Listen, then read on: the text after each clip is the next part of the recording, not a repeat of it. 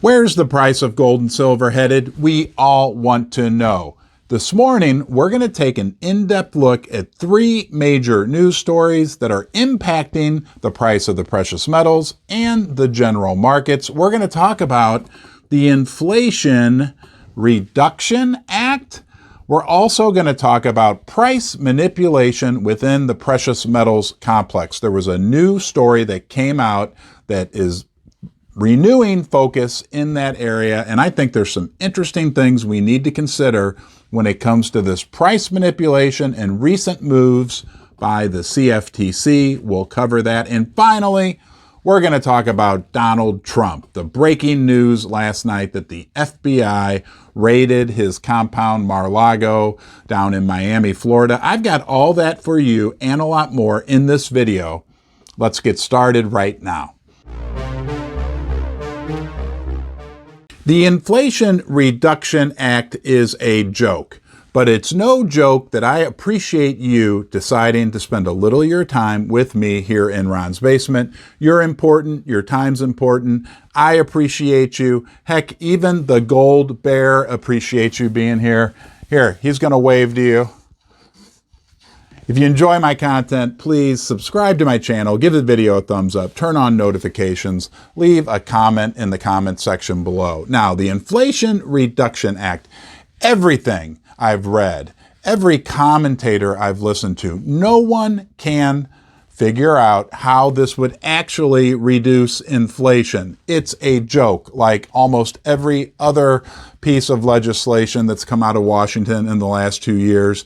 It's a complete, utter joke. It basically raises taxes on corporations and a few other entities and spends a bunch of money on healthcare and climate change initiatives. Now, how is it good for the price of silver and gold? Well, from a silver perspective, it includes stipulations to significantly increase the number of solar panels. Silver is a key component in solar panels, and with increased demand created by this bill, that will increase demand for silver, will help provide even more of a floor under the silver price. The silver price was up almost 4% yesterday, and I wouldn't be surprised if a large portion of that had to do with the sentiment towards silver because of the increase in future demand for the solar panels.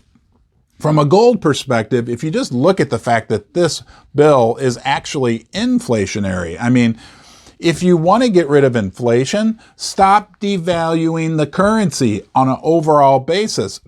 Work on getting rid of the national debt. Work on making our money more sound like it used to be when it was based on silver and gold.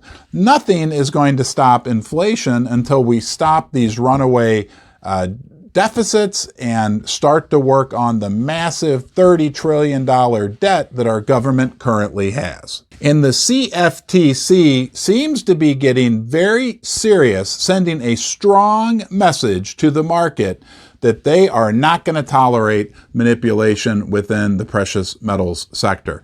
They charged an additional person yesterday, Daniel Shack, who's actually runs a little hedge fund, but he's also on the World Series of Poker Tour. Nonetheless, they charged him with price manipulation in the gold market yesterday, more spoofing, similar to what they charged these three traders from JP Morgan. That trial is ongoing. We're waiting for a verdict from the jury. But the point here is the CFTC is sending a strong message like, we are watching. Don't think you're going to get away with spoofing and manipulating the metals markets anymore in the future. Now, I'm not saying manipulation's going to stop necessarily, but hey, it's certainly a good thing that they're sending this message out to the market that, you know, we are watching. And I think that over time that will help eliminate some of this horrible manipulation we've had in the precious metals market for decades. Donald Trump's compound, President Donald Trump's compound in Mar-a-Lago in Miami, Florida, was raided by the FBI yesterday. Look, this is getting ridiculous. I'm not a real political guy, but what I'm hearing, what I'm discerning through this is that most of this is politically motivated, and all the commentators are saying the same thing, is that this is the type of thing that goes on in banana republics, third world countries. You know, we are not improving our stature in the view of the world by having things like this going on. Politically motivated, raids on ex-presidents' homes don't look good in the eyes of the world. If we want, to be a leader in the world and have a strong dollar, right? Situations like this unfolding don't make much sense. And I would have to throw out the question, like, if you're raiding Donald Trump, what about Hunter Biden? What about some of the major infractions that were committed by Hillary Clinton? Why isn't the FBI looking into those things? Now, again, I'm not a political guy, but as I sit and kind of objectively look at what's going on between the far right and the far left, and actions being taken by those in power, I don't get a warm and fuzzy feeling.